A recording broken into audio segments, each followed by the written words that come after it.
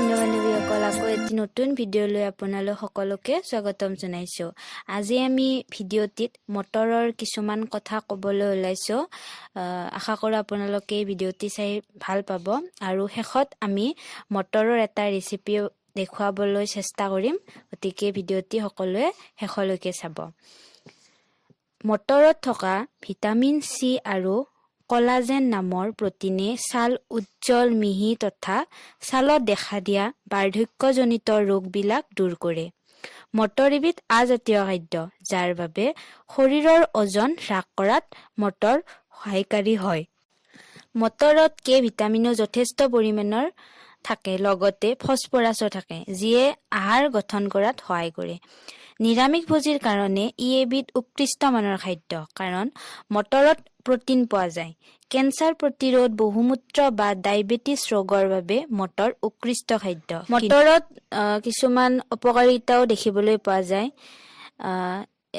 মটৰত ইমানখিনি ভাল গুণ থকাৰ পিছতো ইয়াৰ অত্যাধিক সেৱনে কোষ্ঠকাঠিন্য বা ডায়েৰিয়া, ইউৰিক এচিড বৃদ্ধি, গেছৰ সমস্যা আদিৰ সৃষ্টি কৰিব পাৰে। এইখিনিয়ে আছিল মটৰৰ ইনফৰমেশ্যন।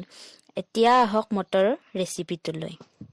এই মটৰৰ এটি চিম্পুল ৰেচিপি আপোনালোকৰ লগত শ্বেয়াৰ কৰিলোঁ। আশা কৰোঁ আপোনালোকে চাই ভাল পাব।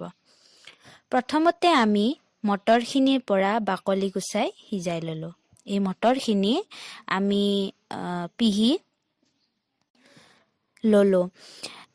ইয়াৰ পিছত সৰু সৰুকৈ কটা বন্ধাকবি, বেচন, পিঁয়াজ, জলকীয়া লগতে আধা চামুচমান বেকিং পাউডাৰ আৰু পৰিমাণ অনুযায়ী নিমখ এড কৰিলোঁ। তাৰপিছত এই আটাইখিনি মিক্স কৰি দিলোঁ। ইয়াৰ পিছত কেৰাহীত তেল গৰম হ'ব দিলোঁ।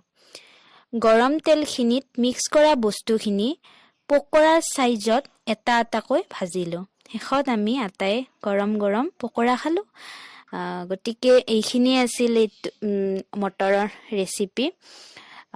গতিকে আজি যদি ভিডিঅ'টি চাই ভাল পায়, তেতিয়াহ'লে আমাৰ এই ভিডিঅ'টি লাইক কৰিব, শ্বেয়াৰ কৰিব, কমেণ্ট কৰিব, লগতে আমাৰ এই চেনেলটি ছাবস্ক্ৰাইব কৰি দিব।